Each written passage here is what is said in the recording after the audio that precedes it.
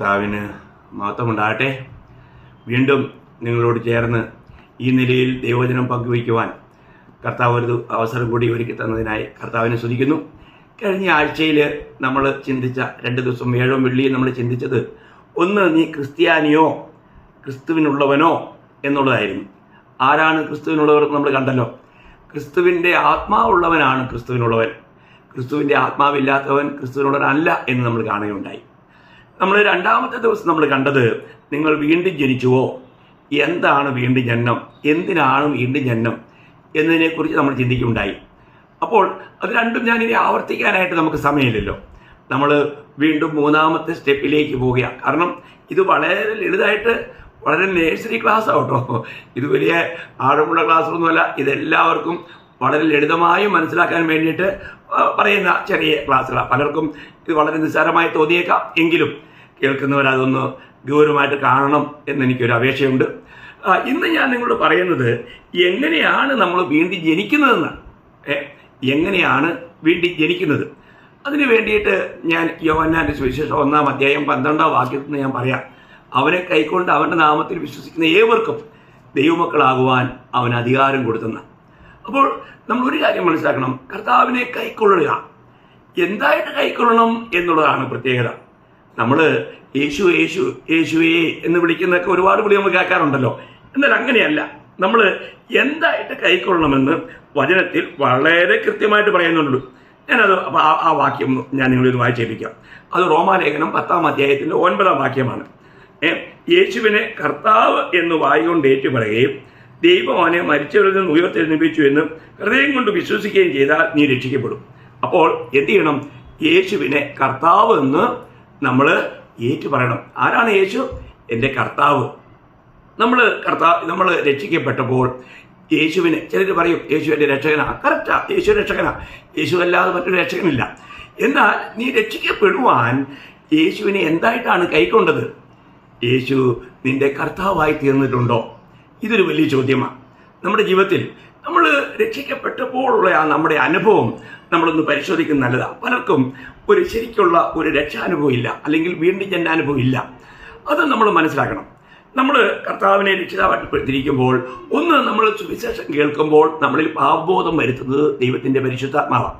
അല്ലേ? യോഹന്നാൻ 16:8 വായിക്കുന്നുണ്ടല്ലോ, അവൻ വന്ന് പാപത്തെക്കുറിച്ചും നീതിയെക്കുറിച്ചും ന്യായവിധിയെക്കുറിച്ചും ബോധം വരുത്തും. അപ്പോൾ ഒരു സുവിശേഷം കേൾക്കുന്ന വ്യക്തിക്ക് അവന് പാപബോധം വരുത്തുന്നത് ദൈവത്തിൻ്റെ പരിശുദ്ധാത്മാവാണ്. ദൈവത്തിൻ്റെ വചനം കേട്ടപ്പോൾ അപ്പോസ്തലപ്രവൃത്തി 2:37 നമ്മൾ വായിക്കുന്നുണ്ട്, അവരുടെ ഹൃദയം കുത്തുകൊണ്ടു. അപ്പോൾ ഈ വചനം കേൾക്കുമ്പോൾ ഒരു പാപിക്ക് കുത്തുകൊള്ളും. അവർ ചോദിക്കും, ഞങ്ങൾ എന്ത് ചെയ്യണം? അപ്പോൾ അവിടെ നമ്മൾ കാണാൻ കഴിയുന്നത്, ഒന്ന്, മാനസാന്തരം. ഒന്നാമത്തെ കാര്യമാണ് മാനസാന്തരം. 2, അനുതാപം. 3, വിശ്വാസം. 4, ഏറ്റുപറച്ചിൽ. ഈ 4 കാര്യങ്ങളാണ് വീണ്ടും ജനനത്തിൽ നമുക്ക് നടക്കേണ്ടത്. ഈ 4 കാര്യം നടന്നോ? അതാണ് നമ്മൾ ചിന്തിക്കുന്നത്. എൻ്റെ ജീവിതത്തിൽ ഞാൻ വീണ്ടും ജനിച്ചെന്ന് പറയുമ്പോൾ എനിക്ക് യഥാർത്ഥ മാനസാന്തരമുണ്ടായോ? എനിക്ക് യഥാർത്ഥമായ അനുതാപമുണ്ടായോ? ഞാൻ യഥാർത്ഥമായിട്ടും വിശ്വസിച്ചോ? ഞാൻ ഏറ്റുപറഞ്ഞു? ഈ 4 കാര്യം നടന്നിട്ടുണ്ടെങ്കിലാണ് ശരിക്കും പറഞ്ഞാൽ ആ വ്യക്തി യഥാർത്ഥമായും വീണ്ടും ജനിച്ചത്, അല്ലെങ്കിൽ രക്ഷിക്കപ്പെട്ടത്. ഇതൊരു ചെറിയ കാര്യമല്ല. നിങ്ങൾ വളരെ വ്യക്തമായി മനസ്സിലാക്കണം. അപ്പോൾ ഈ മാനസാന്തരം എന്നുള്ളത് ദൈവം തരുന്നത് നമുക്കറിയാം. റോമാലേഖനം 2-ാം അധ്യായം 4-ാം വാക്യം, ദൈവം നിങ്ങൾക്ക് മാനസാന്തരം നൽകുന്നു. ദൈവത്തിൻ്റെ ദയ നിന്നെ മാനസാന്തരത്തിലേക്ക് നയിക്കുന്നു. ദൈവത്തിൻ്റെ ദയയാണ് നിന്നെ മാനസാന്തരത്തിലേക്ക് നയിക്കുന്നത്. റോമർ 2:4 പറഞ്ഞിട്ടുണ്ട്. ഒപ്പം തന്നെ കൊർന്നല്യോസിലെ കുടുംബത്തിലുള്ളവർ മാനസാന്തരപ്പെട്ടപ്പോൾ പത്രോസ് പറയുന്നൊരു കാര്യം നിങ്ങൾക്ക് ഓർമ്മയിലുണ്ടോ? അപ്പോസ്തലപ്രവൃത്തി 11-ാം അധ്യായം 18-ാം വാക്യത്തിലാണ്, ദൈവം ജാതികൾക്കും ജീവപ്രാപ്തിക്കായി മാനസാന്തരം നൽകിയല്ലോ. കണ്ടോ? ദൈവം ജാതികൾക്കും ജീവപ്രാപ്തിക്കായി മാനസാന്തരം നൽകിയല്ലോ. നമ്മളൊരു കാര്യം മനസ്സിലാക്കണം. കർത്താവ് ഈ ലോകത്തിൽ വന്നത് തന്നെ നമുക്കറിയാം. ലൂക്കോസിന്റെ സുവിശേഷം 5-ാം അധ്യായം 32-ാം വാക്യത്തിൽ കർത്താവ് പറയുന്നുണ്ട്, ഞാൻ നീതിമാന്മാരെയല്ല പാപിയെ മാനസാന്തരത്തിന് വിളിക്കാൻ വന്നു. ഞാൻ പാപിയെ മാനസാന്തരത്തിന് വിളിക്കാൻ വന്നു. നമ്മൾ ചിന്തിക്കണം. പ്രിയമുള്ളവരെ, നമ്മൾ യഥാർത്ഥമായും മാനസാന്തരപ്പെട്ടോ? നമ്മുടെ വഴി വിട്ട്, നമ്മുടെ തെറ്റായ പാത വിട്ട് നമ്മൾ നേരായ പാതയിലേക്ക് തിരിഞ്ഞോ? പൂർണ്ണമായ ഒരു തിരിവുണ്ടായോ? എബൌട്ട് ടൈം പൂർണ്ണമായിട്ടും നമ്മൾ തിരിഞ്ഞോ എന്നുള്ളത് വലിയൊരു വിഷയമാണ്. മാനസാന്തരം നമ്മൾ മാനസാന്തരത്തിൻ്റെ ഗൗരവം പലരും മനസ്സിലാക്കുന്നത് മരണാനന്തരമായിരിക്കാം. കാരണം നിങ്ങൾക്ക് ഓർമ്മയുണ്ടാവുമല്ലോ, ആ ധനവാനും ലാസറും അവരെക്കുറിച്ചുള്ള സംഭവത്തിൽ അതൊരു കഥയല്ല, സംഭവമാണ്. അപ്പോൾ ഈ തീയിൽ യാതന സ്ഥലത്ത് കിടന്ന് വേദന അനുഭവിക്കുന്ന ധനവാൻ അബ്രഹാം പിതാവിനോട് പറയുന്നുണ്ട്, അബ്രഹാം പിതാവേ, ഈ ലാസറിനെ എൻ്റെ അടുക്കൽ അയക്കാൻ പറ്റിയെന്നുള്ളത് നമ്മൾ ചർച്ചകൾ കഴിഞ്ഞു. എന്നിട്ട് പറയുകയാണ്, എന്നാൽ ഒരു കാര്യം ചെയ്യും, എൻ്റെ പിതാവിൻ്റെ ഭവനത്തിലേക്കൊന്ന് അയച്ചാട്ടെ, എനിക്ക് 5 സഹോദരന്മാരുണ്ട്, അവരും ഇവിടെ തന്നെ എത്തുള്ളൂ. അവനറിയാം, കാരണം അവൻ്റെ അതേ അവൻ്റെ സഹോദരന്മാരല്ലേ, അവൻ്റെ അതേ രീതിയാണ്. അപ്പോൾ അവൻ പറയുന്നുണ്ട്, ഈ ലാസറിനെ എൻ്റെ പിതാവിൻ്റെ ഭവനത്തിലേക്ക് അയച്ച് അവരോട് ചെന്ന് ഈ ലാസർ സാക്ഷ്യം പറഞ്ഞാൽ, അവർ പറയുന്നൊരു പ്രയോഗം ലൂക്കോസ് 16:30 അവർ മാനസാന്തരപ്പെടുമെന്ന്. ഈ ലാസർ എന്ന് പറഞ്ഞാൽ അവർ മാനസാന്തരപ്പെടുമെന്ന്. അപ്പം മാനസാന്തരത്തിൻ്റെ ഗൗരവം ഈ ധനവാൻ മനസ്സിലാക്കിയത് ഈ ദണ്ഡന സ്ഥലത്ത് കിടക്കുമ്പോഴാണ്. എന്നാൽ എന്നെ കേൾക്കുന്ന പ്രിയമുള്ളവരെ, നിങ്ങളുടെ ജീവിതത്തിൽ അങ്ങോട്ടൊന്നും പോകുന്നതിന് മുൻപ് ജീവിച്ചിരിക്കുമ്പോൾ തന്നെ നിങ്ങൾ മാനസാന്തരപ്പെട്ടാൽ എത്ര നന്നായിരുന്നു. എല്ലാവരും മാനസാന്തരപ്പെടണമെന്ന് ദൈവം മനുഷ്യരോട് കൽപ്പിക്കുന്നു എന്നാണ് അപ്പോസ്തലപ്രവൃത്തി 17:30 നമ്മൾ വായിക്കുന്നത്. അറിവില്ലായ്മ കാലങ്ങളെയൊക്കെ ദൈവം ലക്ഷ്യമാക്കാതെ ഇന്ന് ഈ സത്യം നിങ്ങൾ ഗ്രഹിച്ചിട്ട് മാനസാന്തരപ്പെടാൻ മനസ്സുണ്ടോ? അല്ല, ലൂക്കോസ് 13:3-5 പറയുന്നുണ്ട്, അല്ലല്ല നിങ്ങൾ മാനസാന്തരപ്പെടാൻ അങ്ങനെ തന്നെ നശിച്ചു പോകും. മാനസാന്തരപ്പെടണം പ്രിയമുള്ളവരെ, നമ്മൾ മാനസാന്തരപ്പെടണം. മാത്രമല്ല, ആ മാനസാന്തരത്തിന്റെ സമയത്ത് നമുക്ക് എന്തുണ്ടായിരിക്കണം? യഥാർത്ഥമായ അനുതാപം. അയ്യോ, യെരമ്യാ 8:6 വായിക്കുന്നുണ്ട്, അയ്യോ ഞാനിത് എന്തു ചെയ്തു, അങ്ങനെ ഒരു അനുതാപം. അയ്യോ, എനിക്ക് വേണ്ടി എൻ്റെ കർത്താവ് ഏത് നിലയിൽ എൻ്റെ പാപത്തിന് ശിക്ഷ വഹിക്കേണ്ടി വന്നു, ഞാൻ എത്ര വലിയ പാപിയാണ്. ആ ഒരു ബോധം, ആ ഒരു അനുതാപം അത് നമുക്കുണ്ടായിട്ടുണ്ടോ? ഈ കർത്താവ് അല്ലാണ്ട് എന്നെ രക്ഷിക്കാൻ മറ്റാരുമില്ല, ഈ കർത്താവാണ് എനിക്ക് വേണ്ടി എൻ്റെ പാപത്തിന് ശിക്ഷ വഹിച്ചത്. കാരണം നമുക്കെല്ലാവർക്കും അറിയാം, 1 പത്രോസ് 2:24 വായിക്കുന്നുണ്ട്, അവൻ നമ്മുടെ പാപങ്ങൾ തൻ്റെ മേൽ ഏറ്റി ക്രൂശിൽ കയറി നമുക്ക് വേണ്ടി മരിച്ചു.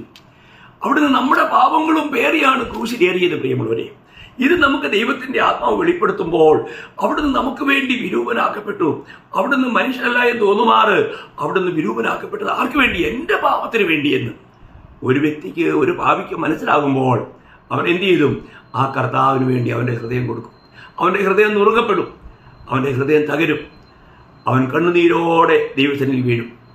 അപ്പോൾ കർത്താവിനോട് പറയും, കർത്താവേ, അവിടുന്ന് എൻ്റെ ഹൃദയത്തിലേക്ക് വരണമേ, അവിടുന്ന് എൻ്റെ കർത്താവാണ്, അവിടുന്ന് എനിക്ക് വേണ്ടിയാണ് ഈ ക്രൂശിൽ മരിച്ചത്. ഈ കാര്യം നമ്മൾ ഏറ്റു പറയുമ്പോൾ നമുക്ക് എന്ത് സംഭവിക്കുന്നത് അറിയാമോ? പൂർണ്ണമായിട്ടും പാപക്ഷമയുടെ വലിയൊരു അനുഭവം നമ്മളിലേക്ക് കടന്നു വരികയാണ്. ഞാനൊരു കാര്യം ഓർപ്പിക്കട്ടെ, നമുക്ക് ഇങ്ങനെയൊരു അനുഭവം നമുക്ക് ഉണ്ടായിട്ടുണ്ടോ? നമുക്ക് ഈ കർത്താവിനെ നമ്മുടെ സ്വന്തം രക്ഷിതാവും കർത്താവുമായിട്ട് സ്വീകരിച്ചു കഴിഞ്ഞപ്പോൾ നമ്മുടെ പാപഭാരം നമ്മളിൽ നിന്നും വിട്ടുപോയതായിട്ടുള്ളൊരു അനുഭവം ഉണ്ടോ? ഇത് അനിവാര്യമായി പ്രിയമുള്ളവരെ, നമ്മളത് മനസ്സിലാക്കണം. ഒരു രക്ഷിക്കപ്പെട്ട വ്യക്തിക്ക് അവന് രക്ഷിക്കപ്പെടുന്നത് വരെയും അവനൊരു പാവത്തിന്റെ ഭാണ്ഡവും ചുമന്നുകൊണ്ടാണ് പോകുന്നത്. അത് നമ്മൾ അറിയണം. ഞാൻ എൻ്റെ ഒരു ചെറിയ സാക്ഷി ഞാൻ ഈ സമയത്ത്, കൂടുതൽ സമയമില്ലെങ്കിൽ ഞാനങ്ങ് പറയുക. ഞാൻ എൻ്റെ ഈ ലോക ജീവിതത്തിൽ എനിക്ക് ജനിച്ചതിനേക്കാളും എനിക്ക് എൻ്റെ ജീവിതത്തിൽ ഏറ്റവും പ്രാധാന്യമുള്ള ദിനം എൻ്റെ വീണ്ടും ജനനമാണ്, എൻ്റെ രക്ഷിക്കപ്പെട്ട ദിവസമാണ്. അത് ഞാൻ ഈ ലോകത്തിൽ ജനിച്ചത് 1960 ജൂലൈ മാസം 27 രാവിലെ 9:55 എന്ന് എൻ്റെ പിതാവ് എഴുതി വെച്ചിട്ടുണ്ട് ഡയറിയിൽ.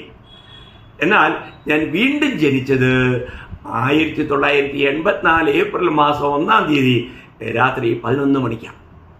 ഞാൻ ആ സമയം ഒരിക്കലും എനിക്ക് മറക്കാൻ കഴിയില്ല.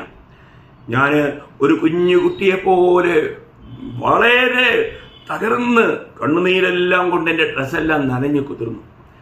എനിക്ക് ശരിക്കും ഒരു വലിയ പാപബോധമുണ്ടായി.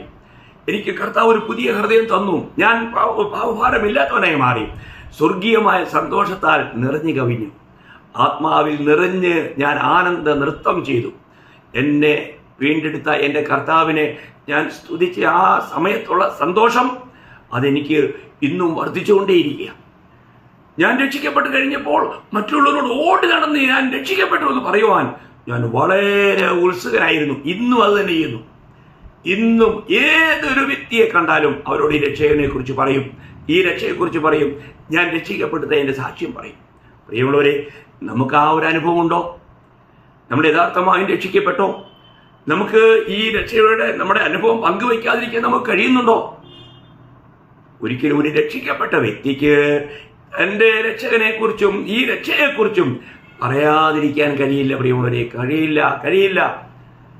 നമ്മളങ്ങനെ പറയാതിരിക്കുക എന്നുള്ളത് ഒരു വലിയ നമ്മളെ തന്നെ ചതിക്കുന്ന ഒരു കാര്യമാണ്. ഞാനൊരു കാര്യം നിങ്ങളോട് വളരെ സ്നേഹത്തിൽ ഓർപ്പിക്കട്ടെ. നമ്മൾ യഥാർത്ഥമായും രക്ഷിക്കപ്പെട്ടോ? കർത്താവായ യേശു ക്രിസ്തുവിനെ സ്വന്തം രക്ഷിതാവും കർത്താവുമായി സ്വീകരിച്ച ഒരു യഥാർത്ഥ അനുഭവം നമുക്കുണ്ടോ?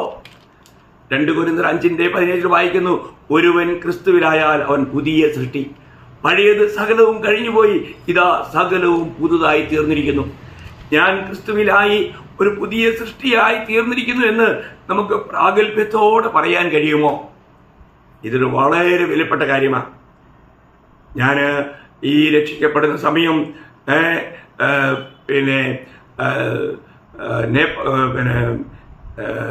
സിക്കിമിന്റെ തലസ്ഥാനമായ ഗാംടോക്കിലായിരുന്നു. അവിടെ വെച്ചാണ് ഞാൻ രക്ഷിക്കപ്പെടുന്നത്. അപ്പോൾ ആ രക്ഷിക്കപ്പെട്ട ആ സമയം രാവിലെ തന്നെ ജനങ്ങൾക്ക് തന്നെ അതിശയമായി. എൻ്റെ ആ ഇടപെടലുകളെല്ലാം മാറി. ആൾക്കാരെല്ലാം എന്ത് സംഭവിച്ചു എന്ന് ചോദിക്കാൻ തുടങ്ങി. പ്രിയമുള്ളവരെ, നമ്മുടെ ജീവിതത്തിൽ ഒരുവൻ ക്രിസ്തുവിലായാൽ അവൻ പുതിയ സൃഷ്ടിയാണ്. നമ്മുടെ ഓരോ ഇടപെടലുകളും ജനങ്ങൾക്ക് വെളിപ്പെട്ട് വരും. ആ സമയം മുതൽ തന്നെ കർത്താവിനെ സാക്ഷിക്കുവാനായിട്ട് കർത്താവ് എനിക്ക് കൃപ തന്നു. നമ്മുടെ ജീവിതത്തിൽ, നമ്മുടെ ഈ ഓട്ടക്കളത്തിൽ നമുക്ക് ഒരു യഥാർത്ഥ ക്രിസ്തുവിൻ്റെ സാക്ഷിയായി, കർത്താവിൻ്റെ ജ്ഞാനത്തിൻ്റെ സുഗന്ധം വരുത്തുന്നവനായി ജീവിക്കാൻ നമുക്ക് കഴിയുന്നുണ്ടോ? ആ രക്ഷയുടെ യഥാർത്ഥമായ അനുഭവം നമുക്കുണ്ടോ? നമ്മൾ ഒരിക്കലും മറക്കരുത് 4 കാര്യം. ഒന്ന്, നമ്മൾ ആരും നനയ്ക്കാത്ത സമയത്ത് മരണം നമ്മളെ പിടികൂടും. അത് ഏത് സമയത്താണെന്ന് നമുക്ക് അറിഞ്ഞുകൂടാ. മരണശേഷം നമുക്കൊരു ന്യായവിധിയുണ്ട്. ഈ ന്യായവിധി അത് എന്തും നമുക്ക് എബ്രായർ 9:27 വായിക്കുന്നത്, ഒരിക്കൽ മരണവും പിന്നെ ന്യായവിധിയും സകല മനുഷ്യർക്കും ദൈവം നിയമിച്ചിരിക്കുന്നു എന്നാ. നോക്കണേ, ഇതൊക്കെ മരണത്തിന് മുൻപ് സാധിച്ചെടുക്കേണ്ട കാര്യമാണ്. മരണാനന്തരം നമുക്കൊന്നും ചെയ്യാൻ കഴിയില്ല. ആർക്കു വേണ്ടി ഒന്നും ചെയ്യാൻ പറ്റിയല്ല. നമ്മൾ ചിന്തിക്കണേ, നമ്മൾ ഈ ലോകയാത്രയിൽ നമ്മൾ യഥാർത്ഥമായും രക്ഷാനുഭവം പ്രാപിച്ച്, നമ്മൾ പാപക്ഷമ പ്രാപിച്ച്, യേശുക്രിസ്തു നമ്മുടെ കർത്താവായി നമ്മുടെ ജീവിതത്തിൽ വാഴുന്നില്ല എങ്കിൽ പ്രിയമുള്ളവരെ, നമ്മൾ നമ്മളെ തന്നെ ചതിക്കുക. അപ്പോൾ മരണമുണ്ട്, ന്യായവിധിയുണ്ട്, നരകമുണ്ട്, സ്വർഗമുണ്ട്. നമുക്കറിയാം, നമ്മൾ മത്തായിയുടെ സുവിശേഷം അതിൻ്റെ 25-ാം അധ്യായം അതിൻ്റെ 46-ാം വാക്യത്തിൽ വായിക്കുന്നു, അവർ നിത്യദണ്ഡനത്തിലേക്കും നീതിമാന്മാർ നിത്യജീവനിലേക്കും പോകും. അവർ നിത്യദണ്ഡനത്തിലേക്ക് പോകും. ആരാ? പാപി, രക്ഷിക്കപ്പെടാത്തവൻ, വീണ്ടും ജനിക്കാത്തവൻ. അവർ നിത്യദണ്ഡനത്തിലേക്ക് പോകും. നമുക്കറിയാം, വെളിപ്പാട് പുസ്തകം 20:15, ജീവപുസ്തകത്തിൽ എഴുതി കാണപ്പെടാത്ത ഏവനെയും തീപ്പൊയ്കയിൽ തള്ളിയിടും. അതേ പ്രിയമുള്ളവരെ, മരണാനന്തരം നമുക്ക് രക്ഷ പ്രാപിക്കാൻ യാതൊരു വകുപ്പുമില്ല. നമ്മൾ ജീവപുസ്തകത്തിൽ പേരെഴുതപ്പെടുന്നവരായി തീരുന്നത് നമ്മൾ ജീവന്റെ ദാതാവായ ഈ കർത്താവിനെ നമ്മുടെ ജീവിതത്തിലേക്ക് സ്വീകരിക്കുമ്പോഴാണ്. ജീവൻ എന്നുള്ളത് ക്രിസ്തു മാത്രമാണ്. ക്രിസ്തു ഇല്ലാത്തവന് ജീവനില്ല. അതുകൊണ്ട് ഈ കർത്താവായ യേശു ക്രിസ്തു ഇന്ന് എൻ്റെ കർത്താവായി എൻ്റെ ജീവിതത്തിലുണ്ടോ എന്നാണ് നമ്മൾ പരിശോധിക്കേണ്ടത്. പത്രോസിലെ അതുകൊണ്ടാണ് ഒരു നല്ല മുന്നറിയിപ്പ് 2 പത്രോസ് അതിൻ്റെ 1-ാം അധ്യായം അതിൻ്റെ 10-ാം വാക്യത്തിൽ പത്രോസിലിയ പറയുന്നത്. ആ വാക്യം വളരെ മഹത്വപൂർണ്ണമാണ്. അതുകൊണ്ട് സഹോദരന്മാരെ, നിങ്ങളുടെ വിളിയും തെരഞ്ഞെടുപ്പ് ഉറപ്പാക്കുവാൻ അധികം ശ്രമിപ്പീൻ. നിങ്ങളുടെ വിളിയും തെരഞ്ഞെടുപ്പ് ഉറപ്പാക്കുവാൻ അധികം ശ്രമിപ്പീൻ. പ്രിയമുള്ളവരെ, നമ്മളത് തീർച്ചയായിട്ടും അറിയണം. ഞാൻ യഥാർത്ഥമായിട്ടും കർത്താവിനെ വിളിച്ചതാണോ? കർത്താവിനെ തിരഞ്ഞെടുത്തതാണോ? ഇന്ന് ഞാൻ കർത്താവിൻ്റെ ഒരു സാക്ഷിയായി ജീവിക്കുവാൻ എനിക്ക് കഴിയുന്നുണ്ടോ? ഈ രക്ഷയുടെ സന്തോഷം എനിക്ക് മറ്റുള്ളവരുമായിട്ട് പങ്കുവയ്ക്കാൻ കഴിയുന്നുണ്ടോ? രക്ഷിക്കപ്പെട്ട ഒരു വ്യക്തിക്ക് രക്ഷകനെ കുറിച്ച് പറയാതിരിക്കാൻ കഴിയില്ല. പ്രിയമുള്ളവരെ, അതാരും നിർബന്ധിക്കേണ്ട ആവശ്യമൊന്നുമില്ല. എന്നെക്കുറിച്ച് അറിയാവുന്ന നാട്ടിലുള്ളവർക്കും എവിടെയുള്ളവർക്കും എല്ലാവർക്കും അറിയാം, ഞാൻ ഒരിക്കലും നിശബ്ദനായിരിക്കില്ല. എൻ്റെ കർത്താവിനെ എപ്പോഴും ഉയർത്തിക്കൊണ്ടിരിക്കും. എൻ്റെ കർത്താവിനെ എപ്പോഴും മഹത്വപ്പെടുത്തും. അതിൻ്റെ എനിക്കുള്ള എരിവ് ഒരു ശകലം പോലും കുറഞ്ഞിട്ടില്ല, വളരെ 100 മടങ്ങ് കൂടിക്കൊണ്ടിരിക്കുക. ഞാൻ ഓർപ്പിക്കട്ടെ, ഈ അനുഭവം നമുക്കുണ്ടോ? ഇന്ന് രക്ഷിക്കപ്പെട്ടെന്ന് പറയുന്ന അനേകരും അവർക്ക് യാതൊരു രക്ഷയുടെ സന്തോഷവും കാണുന്നില്ല. അവർ ഈ രക്ഷകനെ കുറിച്ചോട്ട് പറയാറില്ല. വാസ്തവത്തിൽ അവർ വഞ്ചിക്കപ്പെട്ടിരിക്കുകയല്ലേ എന്നുള്ളതാണ് വലിയൊരു സംശയം. അതുകൊണ്ട് എന്നെ കേൾക്കുന്ന പ്രിയ ദൈവമക്കളോട് എനിക്ക് പറയാനുള്ളത്, സകല വിശുദ്ധന്മാരെന്ന് വിളിക്കപ്പെടുന്ന നിങ്ങളോട് എനിക്ക് പറയാനുള്ളത്, നിങ്ങളുടെ വിളിയും തിരഞ്ഞെടുപ്പും ഉറപ്പാക്കുവാൻ അധികം ശ്രമിപ്പിൻ. യഥാർത്ഥമായും കർത്താവ് നിങ്ങളെ വിളിച്ച് നിങ്ങൾ ഈ വിളി കേട്ട് ഈ രക്ഷകനെ സ്വന്തമാക്കി യഥാർത്ഥമായും രക്ഷിക്കപ്പെട്ട ഒരു വ്യക്തിയായിട്ട് ഇന്ന് ജീവിക്കുന്നുണ്ടോ? യഥാർത്ഥ രക്ഷാനുഭവം നിങ്ങളെ ഭരിക്കുന്നുണ്ടോ? അത് നിങ്ങളൊന്ന് പരിശോധിച്ചിരുന്നെങ്കിൽ നന്നായിരിക്കും. ഇല്ലെങ്കിൽ പ്രിയമുള്ളവരെ, മരണാനന്തരം നമുക്ക് യാതൊരു സാധ്യതകളുമില്ല. മരണാനന്തരം നമുക്ക് രക്ഷിക്കപ്പെടാൻ കഴിയില്ല. ഇവിടെ വെച്ച് നമ്മൾ രക്ഷിക്കപ്പെട്ട് ഒരു ദൈവവേദനായി ജീവിക്കണമെന്ന് അധികം ആഗ്രഹിക്കുന്നത്. ഞാൻ ദൈവത്തിനെ മഹത്വപ്പെടുത്തുന്നു. ഞാൻ ഇന്നിപ്പോൾ ഇവിടെ ഞാൻ നിർത്തുക. കാരണം വെച്ചാൽ നമുക്ക് സമയത്തൊരു ലിമിറ്റ് ഉണ്ടല്ലോ. എന്നാൽ ഞാൻ നാളെ നിങ്ങൾ വീണ്ടും ജനിച്ചു എന്നുള്ളതിൻ്റെ 7 തെളിവുകളുമായിട്ടാണ് ഞാൻ വരുന്നത്. 7 തെളിവുകൾ. അതെല്ലാം നാളെ തന്നെ പറഞ്ഞു തീർക്കാൻ കഴിയുമെന്ന് എനിക്ക് അറിഞ്ഞുകൂടാ. കർത്താവ് സഹായിക്കുന്ന പോലെ നിങ്ങൾ യഥാർത്ഥമായും വീണ്ടും ജനിച്ചെങ്കിൽ നിങ്ങളിൽ ഈ 7 തെളിവുകളും ഉണ്ടാവും. അപ്പോൾ നമുക്കത് കർത്താവ് വരാൻ താമസിച്ചാൽ നാളെ കേൾക്കാം. നാളത്തെ ക്ലാസ് കേൾക്കുവാനായിട്ട് ഒരു കാരണവശാലും ഉപേക്ഷ വിചാരിക്കരുത്. ദൈവം നിങ്ങളെ ധാരാളമായിട്ട് അനുഗ്രഹിക്കട്ടെ. കർത്താവിന് മഹത്വം ഉണ്ടാകട്ടെ. ആമേൻ.